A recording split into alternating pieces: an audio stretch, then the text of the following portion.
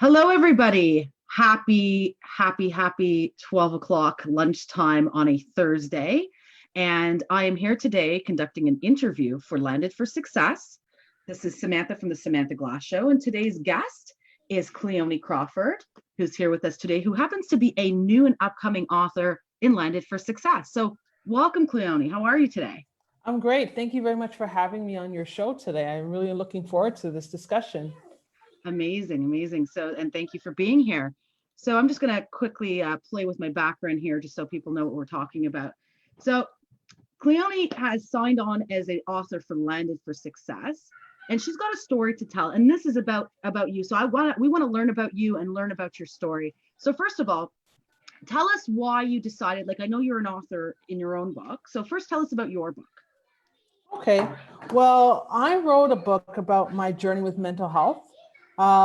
It's a story that talks about different topics from, my journey with mental health is I actually live with bipolar disorder, bipolar 1. And through that journey, what I've talked about are sub-themes such as incarceration, homelessness, suicide, hospitalization, I wrote a book about my journey and stuff like that. It's a story that talks about different topics from. Sorry, I'm hearing myself echo. Oh, is that better? Yes, I'm not hearing myself anymore. So you're telling your story about your battle with bipolar, and how were you able to put that into a story? Like, how were you able to share the story? Because that's something like that's very serious. So how were you able to hop over? Did you have any hurdles in front of you to be able to put the story into words, into a public book? Definitely. Some of the hurdles, what it was is that, some of the hurdles were just first get to a place where I actually accepted that I actually had a mental health challenge, that I was living with bipolar. That wasn't the easiest thing to accept. And once I got to the place where I actually accepted it, that is when I was able to realize that, you know what, not only am I going through this, but other people must be going through this as well. So I should try and tell my story more often. So as I was telling my story in bits and pieces on social media and so forth, I got the attention of somebody who wanted to do a project with me. And then she encouraged me to submit a story to her. I started to write my story, and then she told me that she's like, you know what, this looks like this could actually be a book, because she saw that there was so many different layers to it. So from there on, I actually decided to write the book. But I had a little bit of challenges where I started writing it and then I would stop and then start writing. And then thankfully I met this woman named Victoria A. Morgan, where she motivated me to finish. She challenged me to actually finish the book in 30 days. Wow. So I was like, I don't think I can do this. But I took the challenge and I finished the book 30 days later. So I would say in total, the book took a year. Okay. Yeah, to write. And did you find that you had any, this is kids and phones going off. Did you find that as you were doing that 30-day challenge, there were any doubts in your mind? And how did you overcome those doubts? Sorry, repeat that again, because so during your 30-day challenge, like obviously you were doing the challenge and you're like, yeah, I'm going to do this. But did you ever have any doubts in your mind of completing the challenge, or being able to, you said, oh, I'm not going to be able to do this. What did you do to overcome any of those challenges? Well, honestly, I just had to push through it. I had a son. One of the challenges that I had is that I have my son who's very young. He's 3 years old. Well, he's going to be 3 on Monday. And the challenge was, when can I actually get work done when he's up and active and needing all of my time? Right now, he's under the table. That's awesome. So, yeah, I love it. sometimes he would need my time. So what I had to do is I had to wake up, I had to discipline myself to wake up very early in the morning and work on it when he was sleeping. And I did that for a month, where I woke up 3 hours before he woke up every morning around 4 o'clock in the morning. And I just plowed through it. Amazing, amazing. So then Mhm. you finished that book, and sorry, the name of that book is called The Music of My Life. Music of My Life. And where can we find that? You can find that on Amazon. If you go to my website, www.cleonicrawford.com, it has the links to the Amazon links to the book. So you know what we'll do? We'll in the chat we'll post the link to your site. So if people are interested in purchasing the book, they can go and do that. Sounds wonderful. So now we come to Landed for Success. And you are Yeah. the newest upcoming author in Landed for Success. Yes. And first of all, congratulations. That's Thank awesome. you. And why did you decide to be in Landed for Success? Well, after talking with Tammy Williams, she's the one who contacted me and told me that they were looking for other authors. And I thought that was quite humbling, that people were actually recognizing that I had a story to tell. And then when I read what you guys were what they were looking for, which is people who've overcome issues, I was moved, because I'm a poster child for resilience, which is someone who's been able to always just get back up no matter what life has done to just knock you down. So when I read through what the book was about, I thought that this is a great group of people that I could connect with, that are all resilient. And that's kind of what I want to do with my life, is I want to be able to connect with other people who are striving despite their challenges. And just to know that I could be a part of a book that has those type of progressive people, that's just totally awesome. That's amazing. That's amazing. So just very quickly, I want to give some shout outs here. So we have Gordon So, who's watching. So high five to Gordon. Hi, Gordon. And we, of course, have Tammy Williams watching. So high five, Tammy. And everyone else who's watching, please, give your support, share, like, post questions if you have questions for Cleoni, and we'll be happy to field them and answer them for you. So amazing. You're an author, you have your own book, you're in Landed for Success, and you're also an advocate for people with mental health. So tell us more about what that looks like. Well, for now, what I do is I share my story whenever possible to help change the stigma and to remove stigma that is attached to mental health, and just by being transparent. So I made a decision a very long time ago that I was going to be transparent with my own journey. And so I share my story by doing different interviews, and I've been featured in a few different media outlets sharing my story. And I am also a student at Centennial College, where I'm studying addictions and mental health. So my goal at the end of that is to be a peer support worker, where I'll be able to help people with mental health challenges and kind of a coach. So, we'll see what the future holds, but I'm hoping to be able to use my education as an addiction and mental health worker to be able to further assist people with mental health challenges and to work more on the front lines. Amazing. That is absolutely inspiring. That is amazing. Thank you. Yeah. So you really have a lot of background. I know we talked about this before the interview. Can you share with us, because you were telling me, I don't know if I'm allowed to share this, or you have to let me know, but you were talking about. You are allowed to share anything you want. So you were talking about a documentary.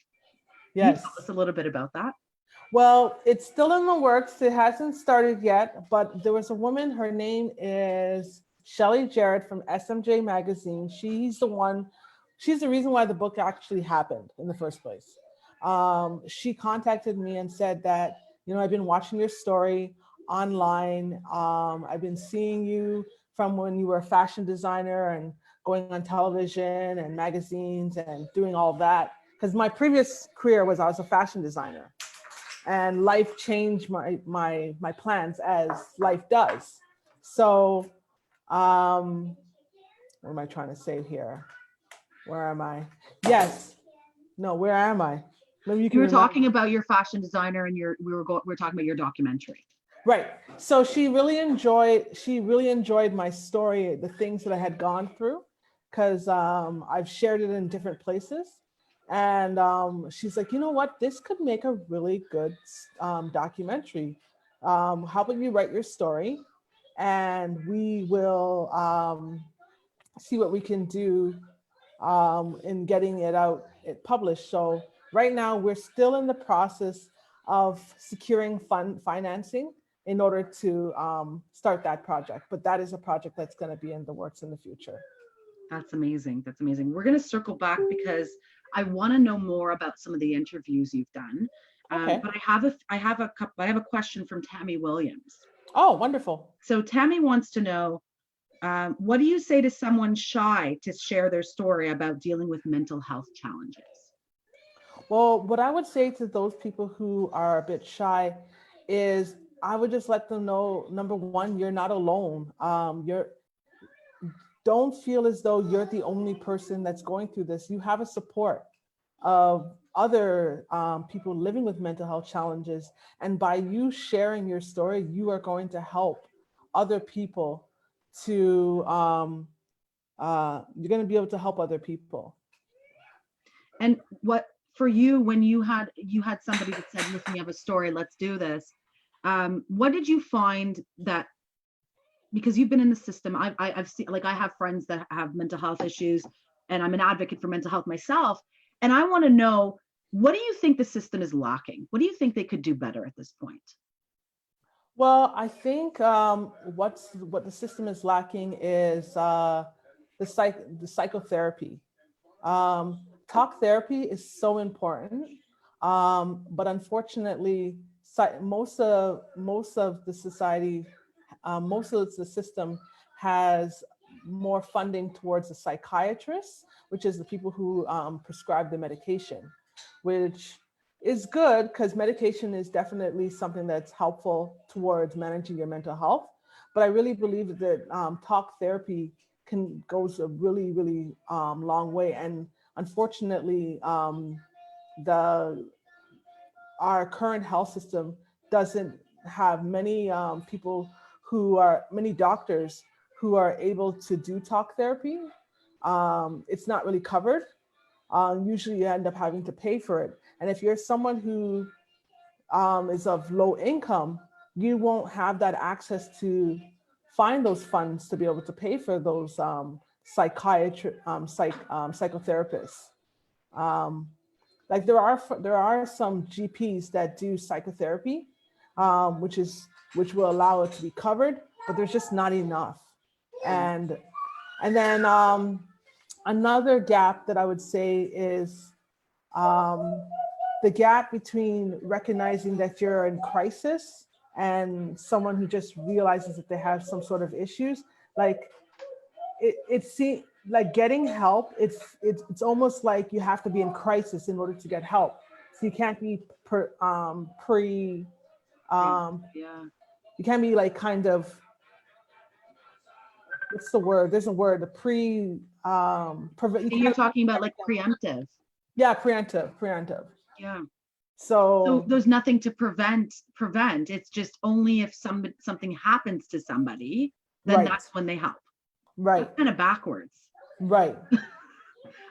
So I can understand that. Now, do you also find that people with mental health issues, there's still that stigma where people don't understand mental health, and then in turn, people that don't have mental health issues judge or discriminate against? Oh, there's definitely a lot of stigma that is attached to mental health. People don't understand, like sometimes people use words like bipolar, for example, out of context. It's like, oh, you're so bipolar, you're so extreme, you know what I mean? But they don't necessarily may not know exactly what it actually means. And I think that there's a lot of room for growth, for people to understand what mental health looks like and what the challenges look like. Do you find there's a lack of education? Oh, definitely. I think that over in the last little while, you can see that more people are talking about it. So we're bringing awareness to it, and we're understanding credible resources that can talk to what mental health is and what it's actually not. Like organizations like the Canadian Mental Health Association is really great. They provide information and resources about mental health. Um, so yeah. Amazing. So you mentioned before that you've done interviews to tell your story. And can you tell us a little bit more about that? Sure. Like, was there a favorite interview? What was yeah, give us a little bit more context. I don't know if I'd say it's my favorite interview, but it was an interview that I really enjoyed doing, which was I was on 100 Huntley Street when I was a fashion designer. And I basically talked about modesty and fashion and depression and how I had lived through depression. At that time, I thought that I was only going through a depression stage, not bipolar, because bipolar, I'm not sure if you understand what bipolar is, but I'll just kind of quickly say what it is. Please. Bipolar disorder has, there's bipolar 1 and there's bipolar 2. Bipolar 1 is where you have two different extremes, where you are either manic or you switch between manic or depression. However, and with manic, you can have delusions, you can have, you're irritable, you spend a lot of money, you have some risky behavior. Sometimes you're very hypersexual, and you have a decreased need for sleep. Now with bipolar 2, that's hypomania, which it's like everything, you're still, it's one step below mania, which is the psychosis and the delusions, but it has all the other features where you have a lot of energy, you talk a lot, you spend a lot, and you can be irritable as well. But so those are what bipolar 1 and bipolar 2 is. Mm-hmm. Wow. So for people that want more information on bipolar, because like I know my grandmother, she suffered from I don't know which one, but she was bipolar. So I understand it's close to my heart. But for people that don't understand it and wanted more information, can you provide a resource maybe after the show, just in the comment section, for people to have further education on? And maybe we can bring you back and discuss some education pieces around this. Sounds great. Important that people need to know. Now, let's get to know, what does Cleoni like to do? What's your hobby? What's your interest? What do you like to do? Well, one thing that I like to do prior to this pandemic. Yeah, right. I enjoyed working out. I work out 5 days a week because I was on a weight loss journey where I was trying to lose 100 pounds. I've lost about 30 something pounds so far. Wow, awesome. Thank you.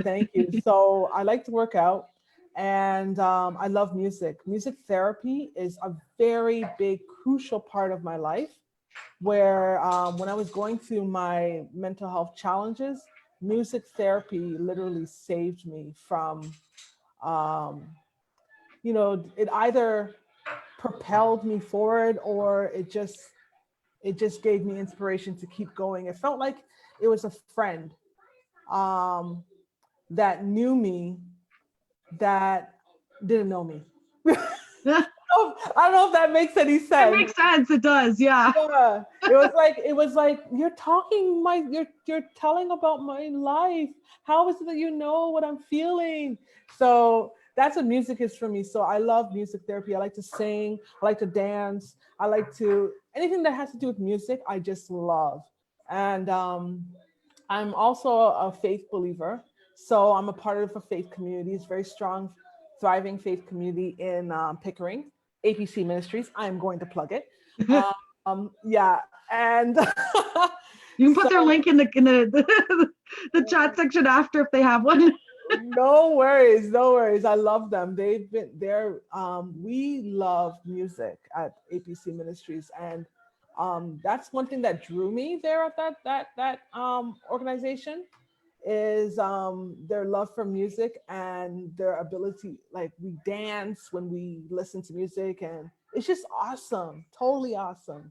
Is So there a specific, so just to jump in, music yeah. therapy, did it involve a specific type of music or is just like, because I thought music therapy, honestly, because I don't know much about it. You mentioned Mm, it singing, dancing, instruments, but is it also involving like listening to yeah. general, can it be any type of music or how does that? Well, it just music that speaks to the heart, that's positive and that can help you. It's whether like sometimes, like for me, when I would be listening to music, sometimes I'll even freestyle. And That's I'm not amazing. a rapper, but I like to freestyle like Mother Goose. Can So, you, yeah, can you give us some of that? oh my gosh, are you serious? Oh, Why not? This is about you. Go for it if you want okay. to. I don't know. I don't know. I would say my name is Keo. I have that flow. I praise my God everywhere I go. I just stay on the top. I let you know I just pop. I just rock. I just made that up just now. That's awesome. Guys, give it I up love for her. it. Give her some high fives in the chat. That's Yeah. amazing. Yeah. Amazing. I just like, I'm not a rapper. I just like music. I just love the expression, to be able to express yourself. And um, that's what music therapy is just. I remember when I was in a mental health hospital at one point, and it was in Montreal. Is when I first learned about music therapy. It's like we were literally sitting around a table. We had all these different instruments, and then we had different lyrics for different songs, and we would just take turns playing instruments and singing, and it was just super fantabulous, super fantabulous. That's Straight up. amazing. I Yeah. like that. Say that again. Super fantabulous, right? Yeah, super Super fantabulous. fantabulous. That's like totally your thing. Super Yeah. fantabulous. That's awesome. So, so here, just a couple comments here Yes. from the viewers. Gordon says, "I love the term talk therapy," and Yes. I like it too. Like I don't know if viewers understand really what that means. Do you want to give them a little summary? Just I think we kind of talked about it, but give them a little summary. What does talk therapy really mean? Well, it's just the ability to talk with someone about the different issues that you're going through. Just, just having someone where you can share.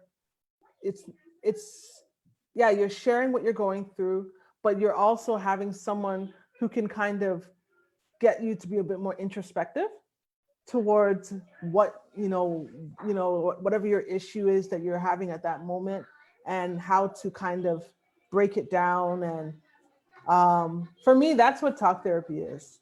Amazing, i'm amazing. still i'm still dis- I'm still discovering it, but yeah, that's what it is for me. I'm But still. it sounds like it's something where it can really like talking through and having that shoulder to lean on that can give you their perspective as well and going back and forth. It's almost like a mini mastermind, the way I see it. I don't know if it's That makes a lot of sense. That's true. It's kind of, it's like a mini mastermind. Yeah, totally. very cool, very cool. So, okay, so Tammy says, so many of us want to help. What can we do as individuals to help? So A few advocating for things. mental health. I think one of the things you can do is just be a support, being a listening ear. And sometimes people just need to be able to talk about what they're going through, and just having you there to support them, to let them know that you care, you empathize, not sympathize, but empathize. You're there. You can feel what they're going through. That's helpful. Also, sometimes people may actually have to go to the hospital because it's not the easiest thing. But if that's the case, visit them, Exactly. Yeah. We visit don't them, feel they're send them. alone. Right, because they don't want to feel like they're alone. They need that connection.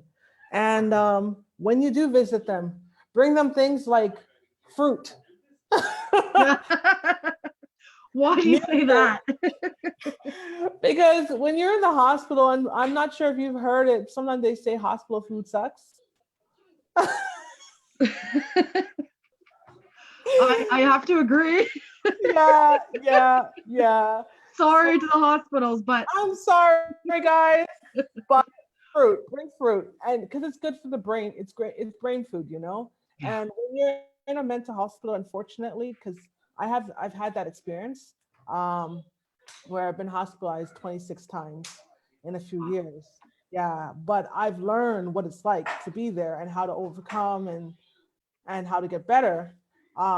So one thing I learned about why fruit is so important is that you need that extra energy, because it's a very somber place, and your brain just needs that food in order to kind of to cope with that somber mood that's in the hospital.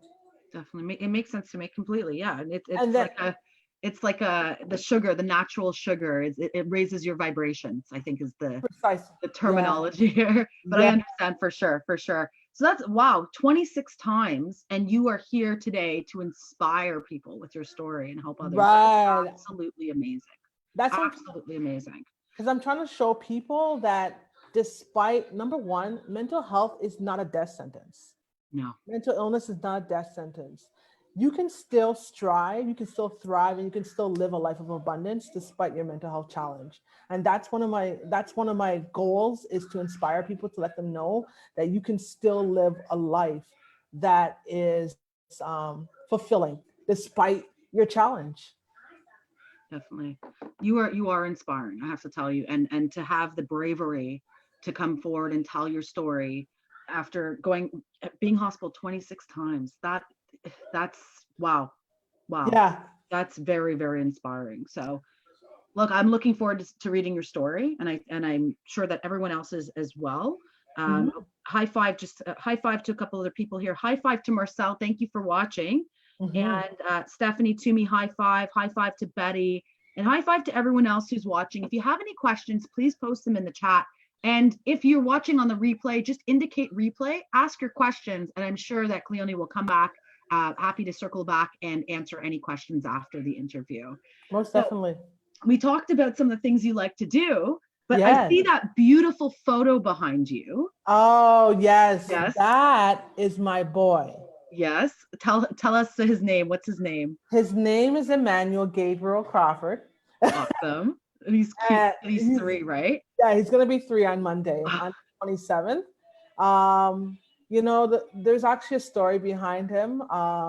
When I was going through one of my episodes with mental health challenges, um, he was conceived during that period.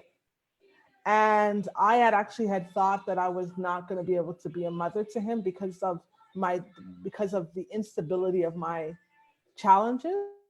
But I've proven everyone wrong, and myself, that you can still, like I said, you can live a life of abundance. You can still raise a child with a mental health challenge. It may have its challenges, don't get me wrong. Just like being a mother has its challenges, but it may have its challenges, but you can do it, and it's possible. That's amazing. That's amazing. So, guys, like everyone who's watching, this is an amazing story. So, I urge you to check out Landed for Success. I urge you to check out Cleoni, because that, I have to tell you, I'm sure you're going to get some messages after this. But this is absolutely inspiring, and I can't wait to have you back later on to hear more about your story and more Okay. about some of the things you're doing, because you're doing quite a lot of different things, and going to school and moving Yes. forward and overcoming obstacles. It's absolutely inspiring. Mm-hmm. So Tammy says, beautiful 3-year-old. Amen. God is good. And I have to agree with her. Amen to that. And amazing Emmanuel Gabriel. We're looking forward to meeting you. He's under the table right now. Hi, Emmanuel. He can't hear you because of the earpieces, but I'm pretty sure he heard you. That's okay. Show him the video after. And everybody high five to Emmanuel. Thank you so much for being here with me today. Honestly, it's great to get to know you and great to share your story with everybody. And we will post your links in the comment section. Any closing remarks you have for the viewers today? Yes, I just want to kind of reiterate that, there's actually a few things that I kind of wanted to say that what helped me towards with my mental health. One is the importance of a faith community. You need that inner peace within yourself to be able to accept yourself and have that identity. Second thing was your support system. Surround yourself with people that are supportive, that care for you, that can help you and inspire you when you're going through your down and your up times. Also, sometimes medication is necessary. So consider it. It has its side effects, but sometimes it's necessary in order to maintain your mental health. Another thing is definitely music. Music therapy was my thing. And finally, last, like talk therapy and psychotherapy. These 5 elements, I believe that you can be able to overcome and to be able to manage your mental health. And like I said, mental health is not a death sentence. No. You can strive, you can thrive, and you can live a life of abundance. That's amazing. And we're going to keep fighting and we're going to keep advocating to Yes. make sure that stigma gets smaller and smaller day by day. Definitely. So that's great. That's great. You are a warrior. You are a advocate and a warrior to fight against this. And it's great to have a person like you doing that. Really, it really is. Awesome. Thank you very much. Thank you so much. I'm going to quickly just read a couple last things before we sign off here today. Certainly. So Aisha says, Cleoni, completely agree. If you seek help and if one can live with physical illness, why not with mental illness? Just need to seek help.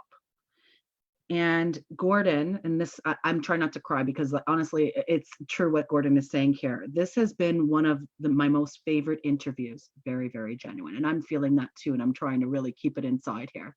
So thank you so much for being here. Totally appreciate it. And thank you to everyone who is watching here today. We're very, very happy to have everybody check out Cleoni as the upcoming author here in Landed for Success. And we look forward to reading your story. If anybody is interested in further information, Cleoni left. If anybody is interested in further information on Landed for Success, I'm going to be posting the link. She's back. I'm back. I'm so okay. Sorry. I just kept going. So I was just saying, I was reading Gordon's comment. I'll actually just reread it quickly because I don't know if you heard him.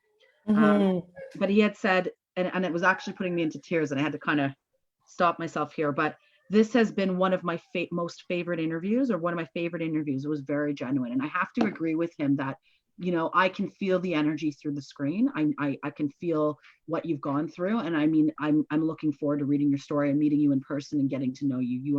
You're absolutely a warrior. You are an advocate, and it's great to have you in the corner fighting for this cause to decrease the stigma. So thank you so much. Thank you for doing what you do. Really. Thank you so very much. And again, I was just closing off here. So everybody, if you are interested in finding more about Landed for Success, I am going to post the link to Landed for Success that's here behind me. And look out for Landed for Success events, as well as networking events that will be held online, and getting to know our authors and further author spotlights. I'm sure people will get to know Cleoni. She's going to be back on another future episode with me to discuss more about advocating, because really this is a really, really important issue that comes up every single day. So thank you once again, Cleoni, for being here. Greatly appreciate it. And say hi to your little dear, like he's an angel. Thank you. Yay! Thank you so much. And bye to everybody. And we will see everybody soon. Okay. Thank you.